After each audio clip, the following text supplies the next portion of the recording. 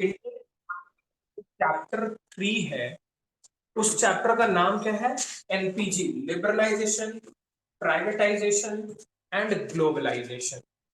मैंने जैसा कि चैप्टर 1-2 पढ़ाते वक्त मैंने वही बताया था कि भाई चैप्टर 1 में हमने देखा कि ब्रिटिश के आने से पहले क्या थी, ब्रिटिश के आने के बाद इंडिया की कंडीशन क्या थी, फिर हमने आजादी दिलाई तो 1950 से 1990 तक हमने कैसे जो भी खराब किया था ब्रिटिश ने उसको सही कैसे किया, रिकवर कैसे किया, ये देखा। अभी हम चैप्टर 3 में 1990 ऑनवर्ड्स यानी 1991 से एलपीजी की पॉलिसी कब आई थी? 1991 में। तो 1991 से इंडिया ने ग्रोथ का पाथ उठाया था। तो ग्रोथ कैसे लाया और ये एलपीजी क्या है ये समझते हैं। तो सबसे पहले मैं आपको बताने जा रहा हूं, ध्यान से सुनना। अगर कोई पूछे एलपीजी से पहले क्या था, यानी 1990 से पहले का स्टोरी कोई पूछे कि उससे पहले क्या था इंडिया में, तो आप बताओगे एक है L Q P, licensing quota permit, ठीक। और इसको हम कहते थे, ध्यान सुन लेना, old economic policy, old economic policy, licensing quota permit, ठीक है। और इसी को रिप्लेस करके हमने नया इंट्रोडक्शन किया और नए वाले का नाम रखा एलपीजी, ठीक है, लिबरलाइजेशन, प्राइवेटाइजेशन एंड ग्लोबलाइजेशन। इसमें क्या फर्क होगा? सबसे पहले मुझे बताओ, लाइसेंसिंग वर्ड किस वर्ड से आने का इसमें लग रहा है? लाइसेंस, लाइसेंस किस चीज के लिए यहां पर यूज हुआ होगा? किस चीज का लाइसेंस?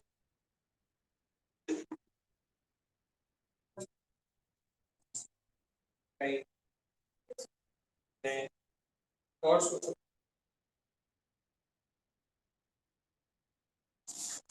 और सोचो भाई, लाइसेंस किस चीज का लेने की बात होती है? Anyone who wanted to do business. अगर आपको छोटा मोटा कुछ भी बिजनेस करना है ना, तो आपको किस चीज की जरूरत पड़ती थी? लाइसेंस, ठीक है। तो उस टाइम पर लाइसेंसिंग चलता था। लाइसेंसिंग को रिप्लेस करके न्यू इकोनॉमिक पॉलिसी के अंदर, न्यू इकोनॉमिक पॉलिसी के अंदर में सबसे पहला वर्ड लाया गया लाइसेंसिंग को रिप्लेस करके, लिबरलाइजेशन, ठीक है। कोटा वर्ड को हटाकर लाया गया क्या वर्ड? प्राइवेटाइजेशन। और परमिट वर्ड को रिप्लेस किया गया किससे? ग्लोबलाइजेशन। तो ये मैं आपको बता रहा हूं टिल 1990। और ये जो मैं आपको बता रहा हूं, ये बता रहा हूं क्या? 1991 ऑनवर्ड्स। तो 1991 ऑनवर्ड्स को हम न्यू इकोनॉमिक पॉलिसी, यानी न्यू इकोनॉमिक पॉलिसी बोले तो एलपीजी बोलते हैं, ठीक है। अब समझते हैं इन दोनों में फर्क क्या है, ठीक है। तो देखो ध्यान से, पहले 1990 तक, ठीक है, यानी देश के आजाद होने से लेकर 1990 तक क्या होता था? किसी को भी बिजनेस करना है तो उसको लाइसेंस लेना पड़ता था। इसलिए हम कहते थे लाइसेंसिंग को ट्रेड बैरियर। क्या बोलते थे?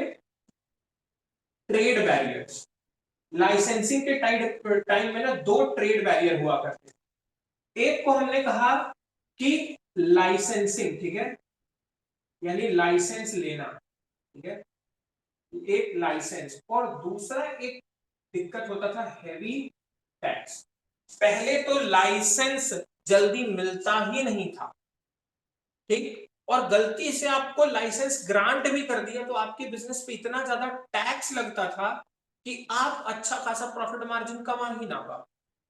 तो इसको हम कहते हैं, लाइसेंसिंग को हम ये कहते थे एग्जिस्टेंस ऑफ ट्रेड बैरियर, कि there was presence of trade barrier. पहली बात समझ में आया? ये क्लियर? तो एग्जिस्टेंस ऑफ ट्रेड बैरियर को ही हम कहते थे लाइसेंसिंग वर्ड। जिसमें ट्रेड बैरियर, बैरियर बोले तो रेस्ट्रिक्शन या प्रॉब्लम या कंडीशन, ठीक है। तो यही बोल रहा है कि एग्जिस्ट करता था उस वक्त ट्रेड बैरियर, और उसके दो नाम होते थे, एक को क्या बोलता था, लाइसेंस, और दूसरा प्रॉब्लम क्या था, हेवी टैक्स का। और न्यू इकोनॉमिक पॉलिसी में लाइसेंसिंग वर्ड को रिप्लेस कर किससे लाया गया, लिबरलाइजेशन। लिबरल वर्ड का क्या मतलब होता है, लिबरल, हाँ कोई बोल रहा था, फ्रीडम को बोलते हैं ना, मैं यहां लिख दे रहा हूं फ्रीडम। तो लिबरलाइजेशन वर्ड का मतलब समझ लेना, रिमूवल ऑफ ट्रेड बैरियर्स, इसका मीनिंग है रिमूवल ऑफ ट्रेड बैरियर्स। तो मुझे बताओ ट्रेड बैरियर्स यानी कौन कौन से थे, लाइसेंस, ठीक है। तो लाइसेंस और हेवी टैक्स ना, तो इसको रिप्लेस किया गया लाइसेंस को सेलेक्टिव लाइसेंस से, सेलेक्टिव लाइसेंसिंग अभी समझा रहे हैं क्या होता है। और हेवी टैक्स को रिप्लेस किया गया फेयर टैक्स से। क्या क्या लाया गया, हेवी टैक्स को हटाकर क्या लाया गया, फेयर टैक्स। और लाइसेंसिंग, ठीक है, लाइसेंसिंग टू ऑल था, सबके लिए लाइसेंस की जरूरत पड़ती थी, तो लाइसेंसिंग टू ऑल को हटाकर सेलेक्टिव लाइसेंसिंग लाया। सेलेक्टिव लाइसेंसिंग बोले तो कुछ कुछ बिजनेसेस पर कुछ कुछ चीजों पर ही लाइसेंस लगेगा। आज भी जैसे कि किन चीजों के लिए लाइसेंस लेना पड़ता है, एग्जांपल, अब 1991 के बाद की बात मैं बोल रहा हूं, आज किन चीजों, कौन से बिजनेस के लिए लाइसेंस लेने पड़ते हैं, सोचो तो थोड़ा, बोलो, अरे जानते हो तुम लोग और सही बताओगे, मुझे भरोसा है। बार्स वगैरह के, यानी लिकर बोले तो शराब वगैरह, ठीक है, लिकर के लिए लाइसेंस ले। और किसी चीज का जानते हो, पक्का सही बोलो। फ्रेंचाइजीज के लिए, मेडिसिन, वेरी गुड, फार्मा, ठीक है, फार्मास्यूटिकल्स के लिए लेना पड़ता है मेडिसिन बोले तो, हाँ। और किसके लिए, इसका किसका, ईटा भट्टा का वो जो ठेका लेते हैं, राइट, ठीक है। और कुछ, और इंपोर्ट एक्सपोर्ट, ठीक है। और बिजनेस, हाँ, और बताओ फ्रेंचाइजीज बनाने लेने के लिए, किस चीज का, फ्रेंचाइजीज, फ्रेंचाइजीज का licence, yes agreed, but that is private licensing, I am asking about government के लाइसेंस। गवर्नमेंट। और अरे एक बहुत पॉपुलर को आप लोग भूल जाते हैं, हाँ, बोलो बोलो यार, क्रैकर्स भूल गए, और एक को भूल रहे हो, पेट्रोल पंप, ये सब हम भूल जाते हैं, है ना। तो याद रखना, आज भी पेट्रोल पंप वगैरह के लिए या क्रैकर की जो इंडस्ट्री होती है, क्रैकर्स के लिए, ये सब, इवन क्रैकर्स को बेचने के लिए भी लाइसेंस लेनी पड़ती है, ठीक है। उसको बेचने तक के लिए, बनाना तो अलग ही है, बेचने का भी। यहाँ पे जो लाइसेंस, इस बार क्रैकर्स की दुकानें लगी थी क्या, यहाँ नहीं लगी थी, लाइसेंस ही नहीं ग्रांट किया गया, ठीक है। तो याद रखना, सेलेक्टिव लाइसेंसिंग यानी आज भी कुछ बिजनेसेस हैं जिनमें लाइसेंस लेना पड़ता है, सब में नहीं। लेकिन पहले पहले ये जो मैं बोल रहा हूं वो कौन सा था, ये टू ऑल था, ये सबके लिए, फॉर ऑल द बिजनेस, ठीक, for all the business licences की जरूरत पड़ती थी, और वो लाइसेंस जल्दी मिलता नहीं था, गलती से मिल गया तो उन बिजनेसेस के ऊपर हैवी टैक्स हो जाता था। और अब 1991 के बाद रिमूव कर दिया ट्रेड बैरियर्स को, और लाया सेलेक्टिव लाइसेंस और फेयर टैक्स का रूल।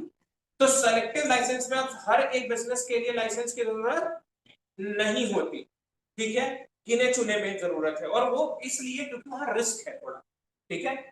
और fair tax word, heavy tax मतलब समझ गए ना, जबरदस्ती unreasonable amount of tax, fair tax मतलब रीजनेबल टैक्स, जिसका जितना वाजिब बनता है उतना ही लिया जा रहा है, ठीक है, क्लियर ना। तो याद रखना, इसीलिए यहां पर मैंने लाइसेंसिंग वर्ड का मीनिंग लिखा, existence of trade barrier, that is licences for all and heavy taxation. Liberalisation का मीनिंग लिखा, removal of trade barriers, that is by selective licensing and fair tax. Clear रहेगा इतना, ठीक है, जानवी इतना समझ में आया। Yes sir. Kunal, yes sir. ठीक, जहां नहीं आएगा पूछ लेना।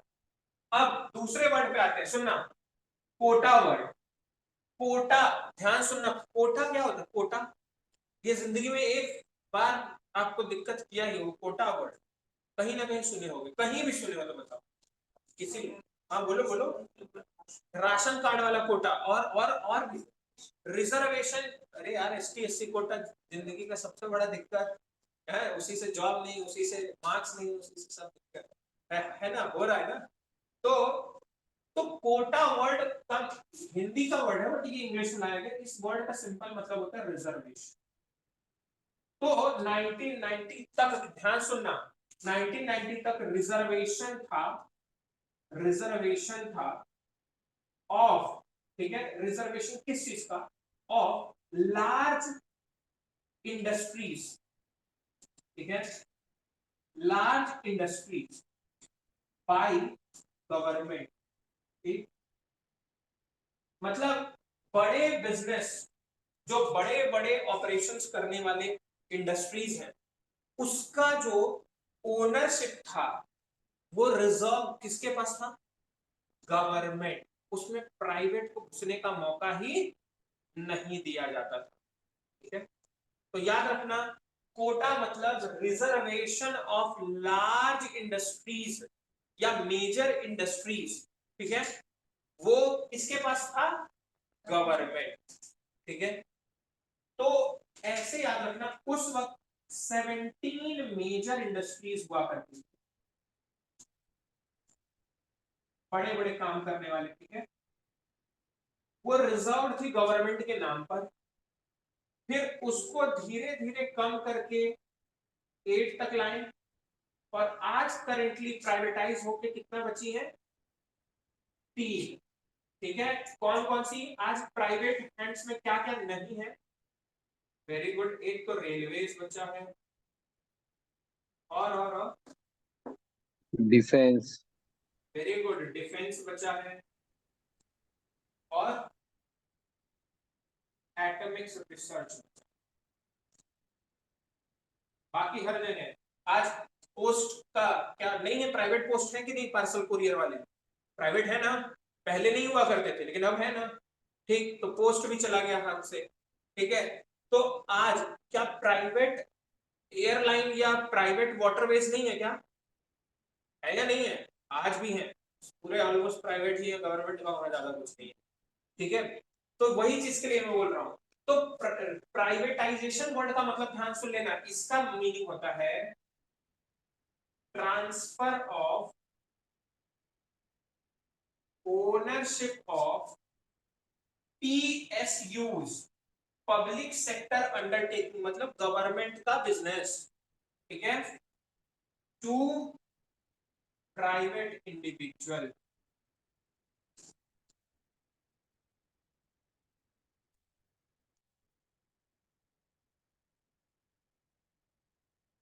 एक ट्रांसफर ऑफ ओनरशिप, यानी कि ये जो रिजर्वेशन था जो गवर्नमेंट ही कर सकती थी, आज धीरे धीरे हर उन जगहों पर किनको ला दिया गया?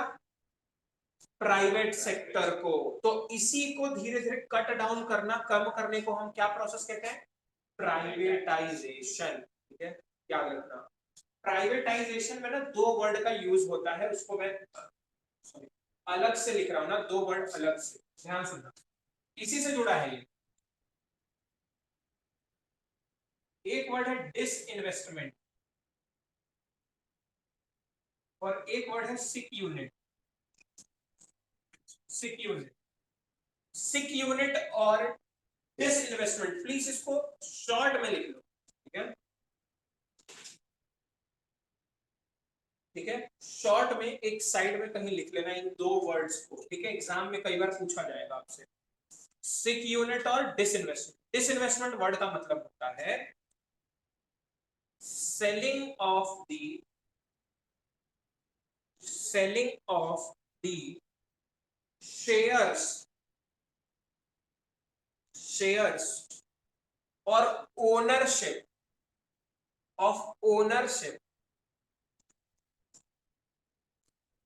ऑफ PSUs, यानी गवर्नमेंट बिजनेस, जो आपको इजी लगे, of PSUs, public sector undertakings, ठीक है, गवर्नमेंट बिजनेस। ठीक है, सेलिंग ऑफ द शेयर्स और ओनरशिप ऑफ गवर्नमेंट बिजनेस और पीएसयू टू प्राइवेट इंडिविजुअल्स या प्राइवेट प्लेयर्स, ठीक है, टू प्राइवेट प्लेयर्स। ये जो सेल वर्ड यहां पर बोला गया है ना, वो सेल वर्ड डिसइन्वेस्टमेंट कहलाता है। या उस सेल वर्ड को हम क्या कहते हैं? डिसइन्वेस्टमेंट। उस प्रोसेस को डिसइन्वेस्टमेंट कहते हैं। अब एक नेक्स्ट वर्ड है ना, सिक यूनिट, ठीक है, बीमार यूनिट, ठीक है। अब ये सिक यूनिट क्या होता है, देख लेना। Any business, any business, any business when operates into losses, operates into losses for 3 or more years। कई बुक में 2 or more years लिख देता है क्योंकि 3 को करके, but 3 or more years and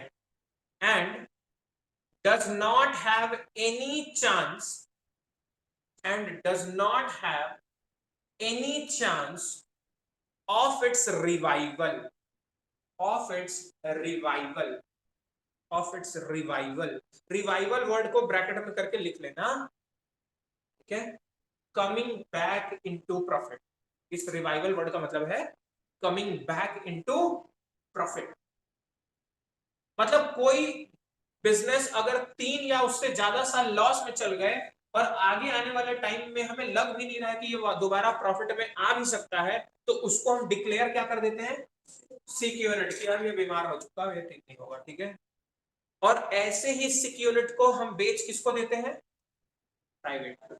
यानी गवर्नमेंट के जो सिक यूनिट होते हैं उन्हीं का डिसइन्वेस्टमेंट किया जाता है, ठीक है, और उसको प्राइवेट लोगों को बेच दिया जाता है। क्लियर रहेगा इतना? ठीक, ओके। तो कोटा वर्ड को हटाया गया और लाया गया प्राइवेटाइजेशन। क्यों? क्योंकि आप लोगों ने सुना है एक बहुत अच्छा बात कि सरकारी काम बड़ा लेट होता है और बड़ा खराब होता है, और ये वास्तविकता है भाई, सरकार से थोड़ी कोई दिक्कत है, लेकिन रियलिटी नहीं। अब एक चीज सुनना है, इसमें क्या बोल रहा है, कोटा या रिजर्वेशन वर्ड। तो सोचो ना, जब 1990 में थे तो पहले प्राइवेट लोग को एंट्री दिया क्या? जहां गवर्नमेंट खुद एंट्री किया था वहां काम किया क्या ढंग से?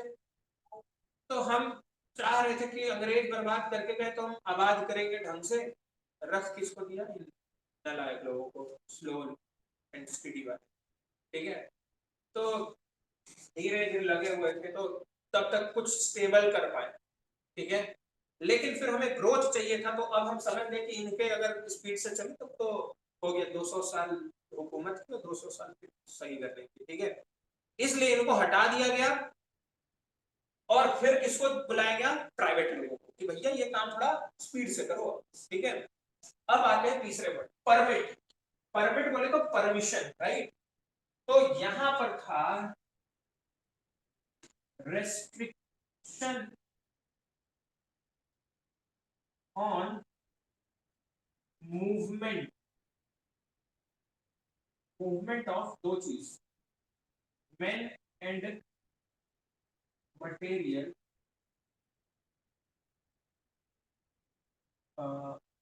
across the borders the nation।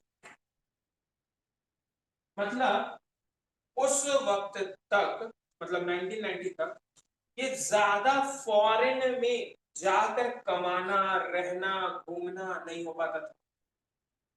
उस वक्त बहुत कम लोग ही जा पाते थे। और मैं यहां लिख देता हूं, यहां only rich and powerful, only rich and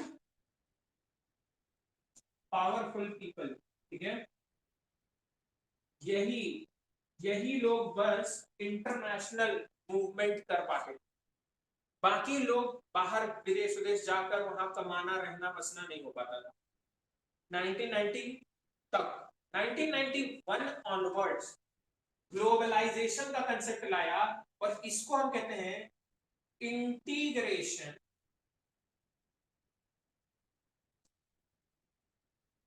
of various economies, बोले तो countries of the world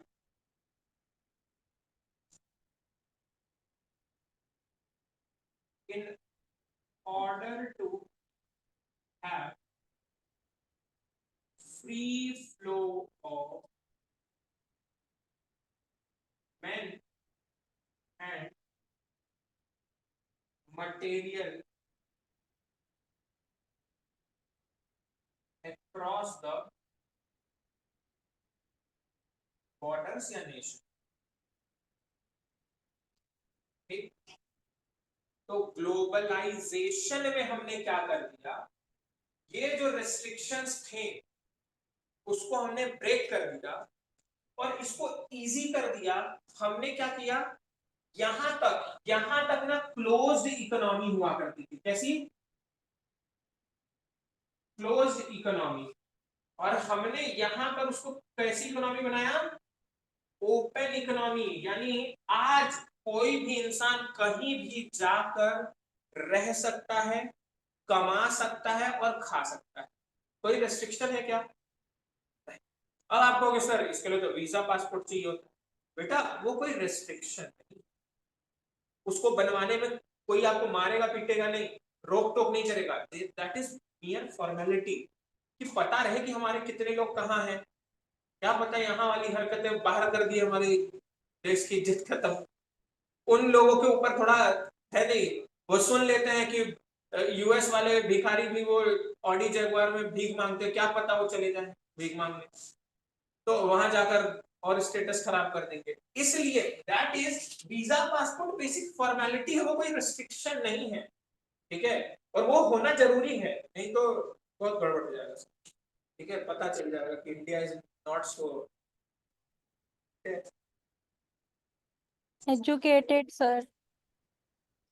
नहीं वो चीज जरूरी है ना, वो रोकना। नहीं तो आधे लोग कहेंगे सर फालतू में 12th तक पढ़ा रहे हैं, 10वीं से अगर लग जाएंगे उस काम में तो ग्रोथ ज्यादा है। ठीक है, अच्छा ये लिख लिया। यहीं पर एक वर्ड में लिख दे रहा हूं, आपके क्लास 9th में था और 10th में भी इसका एक क्लिप्स था। ग्लोबल विलेज का कंसेप्ट याद है? विलेज ऑफ पालमपुर के आखिरी में ग्लोबल विलेज। ग्लोबल विलेज क्या बोलता है कि पूरी दुनिया ग्लोबलाइजेशन के बाद एक घर है, यानी एक गांव है।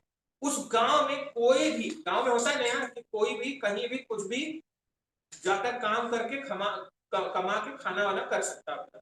तो आज वैसी इंटीग्रेट कर दी गई है। इंटीग्रेशन वर्ड का मतलब क्या है? ज्वाइनिंग, ज्वाइनिंग वेरियस इकोनॉमीज यानी वेरियस कंट्रीज टुगेदर, ताकि सब आपस में इजी हो जाए और कोई भी कहीं भी फ्री फ्लो ऑफ मैन और मटेरियल। मैन समझ गए, मतलब इंसान, एंड मटेरियल बोले तो सामान, बोले तो इन द सेंस वेल्थ, पैसा ले जाकर कैपिटल लगाकर बिजनेस कर सकते। तो मैन एंड मटेरियल का फ्री मूवमेंट हो सके अक्रॉस द बॉर्डर और आसानी से कोई कहीं भी कमाकर रह सके। ठीक है, इसीलिए अब हमारा पूरा ग्लोब को हम एक ग्लोबल विलेज के कंसेप्ट से ग्लोबलाइजेशन के अंदर में देखते हैं। ये 1990 तक नहीं था।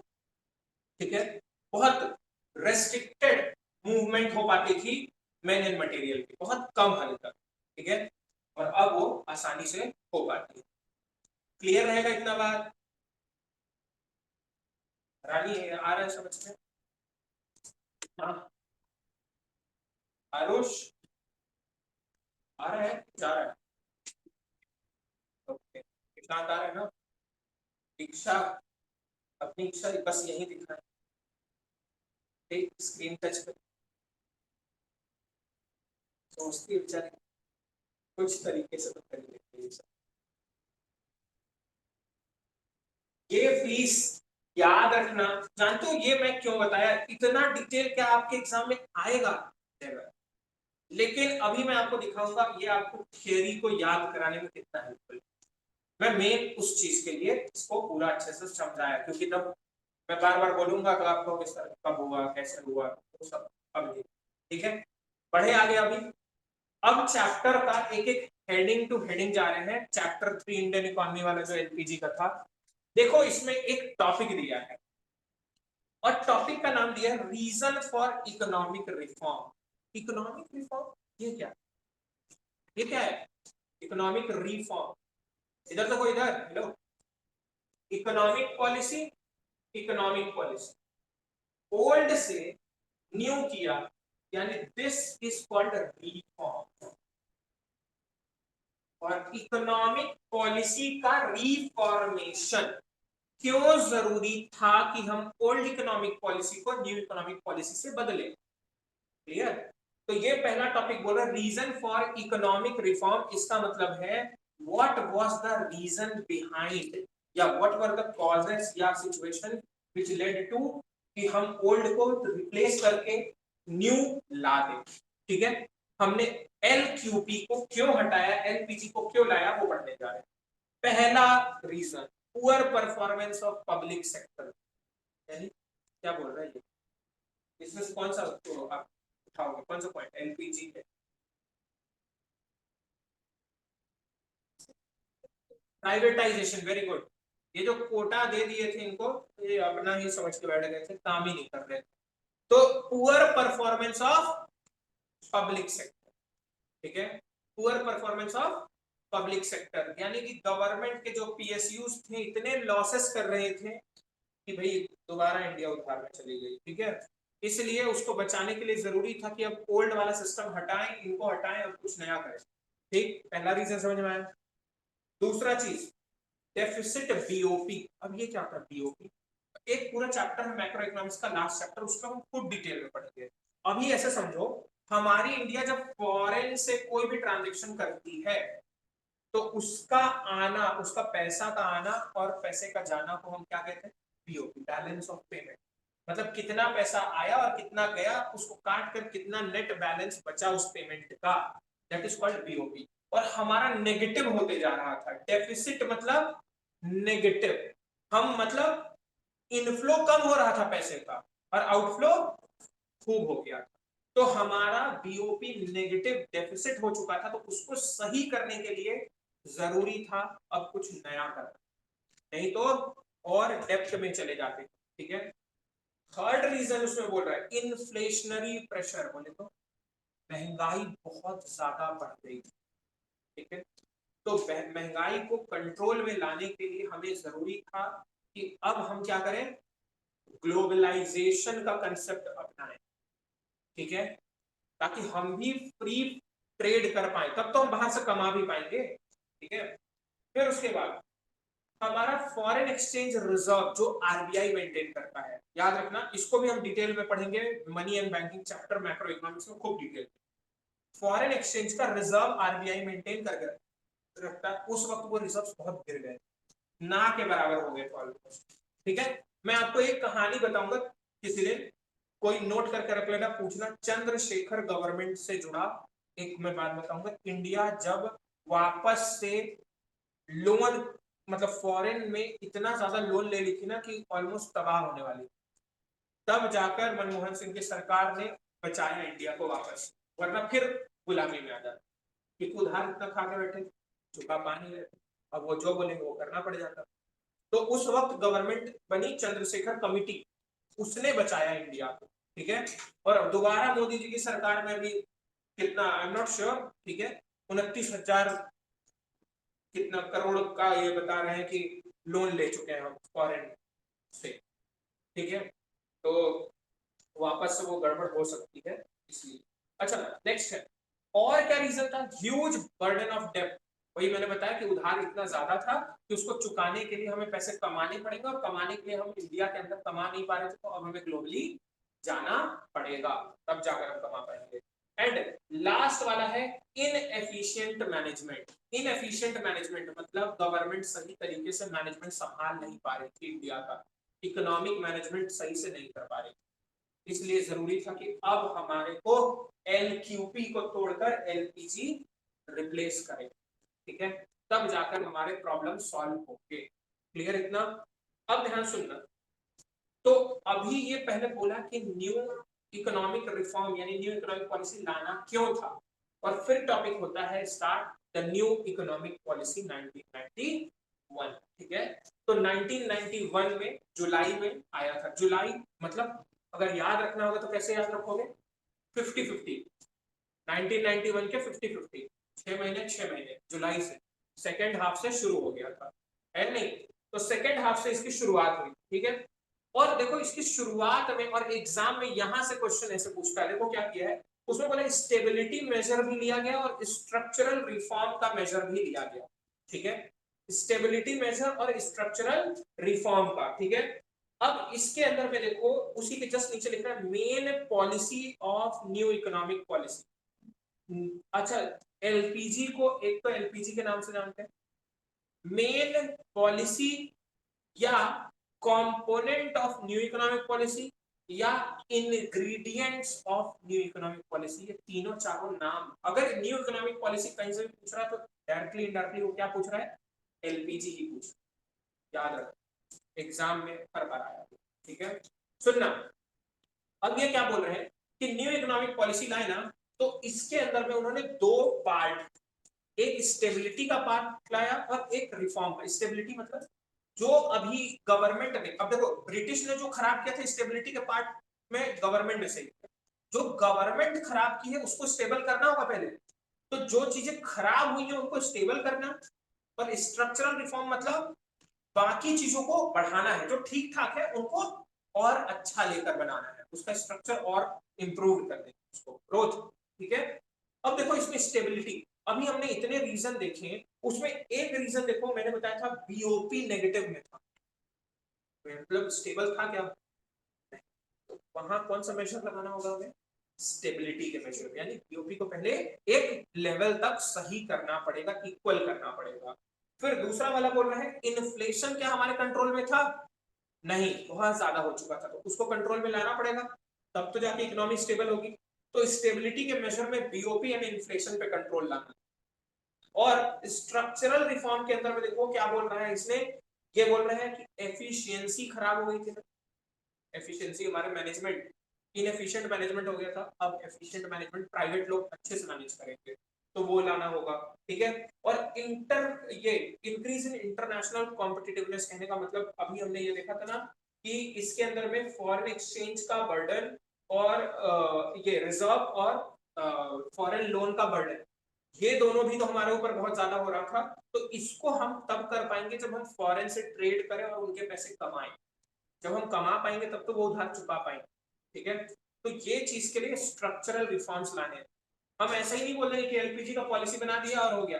भाई अगर हमें फॉरेन ट्रेड करना है तो पहले फॉरेन ट्रेड करने लायक बनना होगा, स्ट्रक्चर लाने होंगे वैसे, भाई वैसा शिपयार्ड बनाना होगा, वैसा बहुत बड़े बड़े कोचेस बनाने होंगे जहां से सामान हम भेज सके, इंपोर्ट एक्सपोर्ट कर सके, सी रूट बनाना होगा, डेवलप करना होगा, एयरबेस को डेवलप करना होगा, तब तो हम कह तो नहीं कि पॉलिसी बना दे, पॉलिसी थोड़ी होगा, उसके स्ट्रक्चर्स भी बनाने होंगे।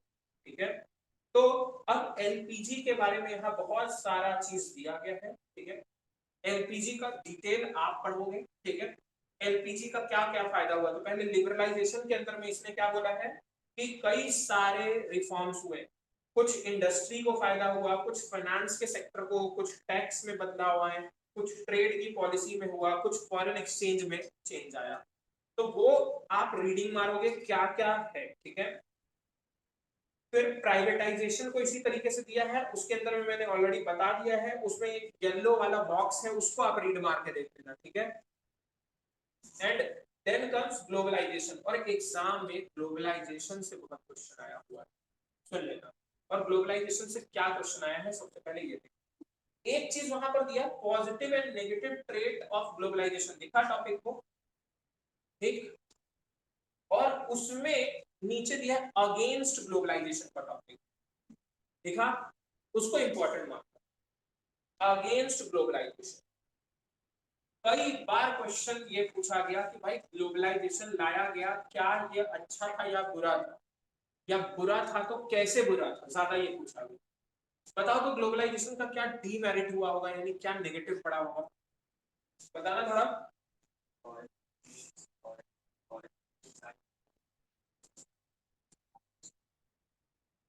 Very good. एक तो फॉरेन के कंपटीशन में कई सारे डोमेस्टिक इंडस्ट्री बंद हो गए। दूसरा, डेवलप्ड नेशन हमेशा पावरफुल है, तो ज्यादा बेनिफिट ग्लोबलाइजेशन का हमें मिलेगा या वो डेवलप्ड वाली को? जैसे चाइना आज उठा रहा है, ठीक, हमारे नेशन के वजह से कई नेशन चल रहे हैं, हमारा भले ना चल रहा, ठीक है, कई नेशन चल रहे हैं। अभी तुर्की का वो चल रहा है ना, वो कि वहां बस घूमने, सामान लेना बंद नहीं बोल रहे, बस घूमने नहीं जाएंगे, उतने में वो रोना शुरू कर दिया। ठीक है, अभी इससे पहले वो कौन सा पोर्ट था, कहाँ पे हो गए थे मोदी की जो बॉयकॉट हो गया था, जहाँ मोदी जी गए थे ना, क्या नाम है उसका? हाँ, अरे नहीं नहीं, अरे एक सेकंड, नाम भूल गया मैं। वहां पे वो गए थे तो एक बॉयकॉट, क्या पड़ेगा था, सी बीच से जुड़ा वो था जगह, ठीक है, वहां का बॉयकॉट कर दिया, वो इकोनॉमी ऊपर लग गई लिटरली। वहां के मिनिस्टर्स गिड़गिड़ा कर वही कितनी गलती हो गई। तो अब सोचो, सिर्फ घूमने जाना बंद करने से इतना इकोनॉमी हो रही है। अगर चाइना सामने किसी दिन वॉर नहीं करना है, सिर्फ इतना बोल दे नहीं, आज से ट्रेड नहीं, ट्रेड कैंसिल कर दे, उसकी आधी इकोनॉमी टूट जाएगी। आधी इकोनॉमी, आधी से ज्यादा इकोनॉमी तो हम खरीदते हैं तब तो चल रही। तुम्हारे पास लाख गुना टेक्नोलॉजी हो, बेचोगे ही, मतलब बेचने वाला जगह ही नहीं, कहाँ कर लो, है कि नहीं? हम तो बिना टेक्नोलॉजी डेवलप किए उसको तोड़ सकते हैं, लेकिन तोड़ेंगे तब जब make in India project successful कर रहा है। भाई हमें भी तो चाहिए होगा, ये म्यूचुअल डिपेंडेंस है, नहीं तो फिर। तो यहाँ पे नेगेटिव ग्लोबलाइजेशन का कई बार पूछा गया है एग्जाम में। एक टॉपिक है जो कि ना के बराबर पूछा जाता है, दैट इज आउटसोर्सिंग। बस उसका मीनिंग लिखो, मतलब आउटसोर्सिंग वर्ड का मतलब क्या था, आउटसोर्सिंग का क्या मतलब होता है? नहीं, हाँ बोलो, ठीक बोलो बोलो। आउटसोर्स नहीं, आउटसोर्सिंग प्लीज लिखो लिखो, ठीक है?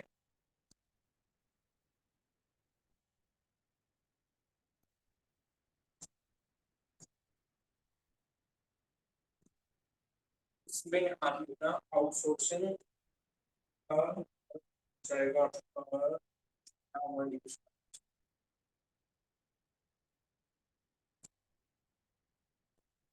देखो, taking help of, taking help of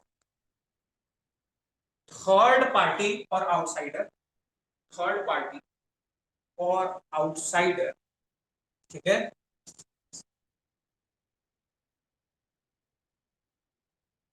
in performing non core activities, in performing non core activities. Non core activities मतलब नॉट मेन, अगर नहीं समझ पाओगे तो लिख देना ब्रैकेट में, नॉट मेन, नॉट मेन।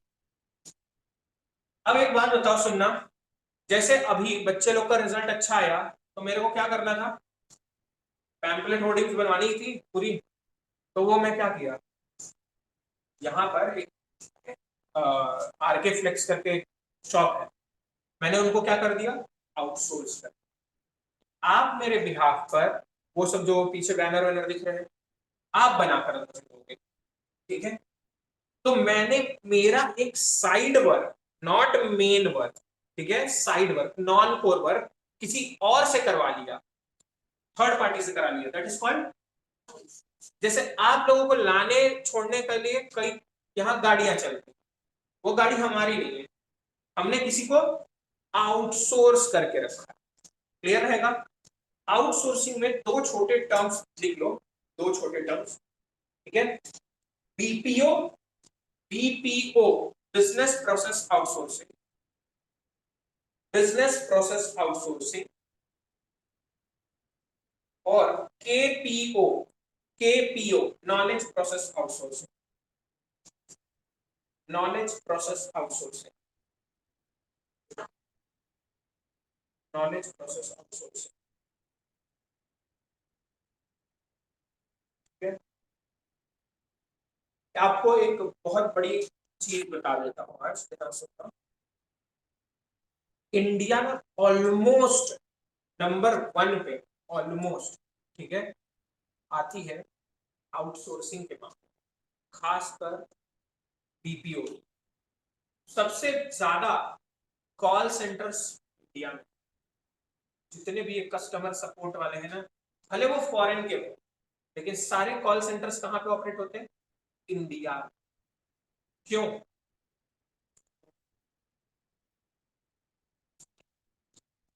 बोलो बोलो।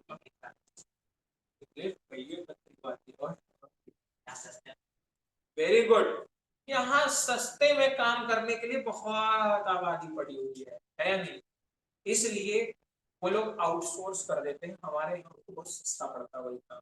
ठीक है, तो वही चीज ये बोल रहा है, बीपीओ वगैरह में ये कॉल सेंटर्स वगैरह या एडवर्टीजमेंट एजेंसी वगैरह, ठीक है, ये सब प्रमोशन कैंपेन ये सब आउटसोर्स होते हैं अक्सर। ठीक है, लेकिन अब एक बात होता है, मुझे आउटसोर्स करना है, मैं पढ़ाना ही आउटसोर्स करूँ तो कोई सेंस बनता है क्या?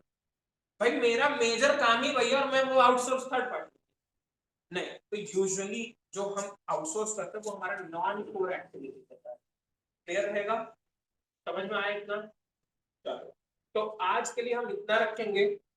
नेक्स्ट क्लास में हम इससे जुड़ा, ऑलमोस्ट सब कुछ हो गया है, इससे जुड़ा एक छोटा सा WTO का कंसेप्ट आपको समझाना। ठीक है, बस उसके आगे का टॉपिक हो गया है, अप्रेजल वाला पॉइंट ऑलमोस्ट हो गया कंप्लीट। ठीक, कुणाल समझ में आया? Janvi? Yes yes sir. Sir. चलो ठीक है, आज के लिए इतना करेंगे, बाकी next class. Okay. Yes sir.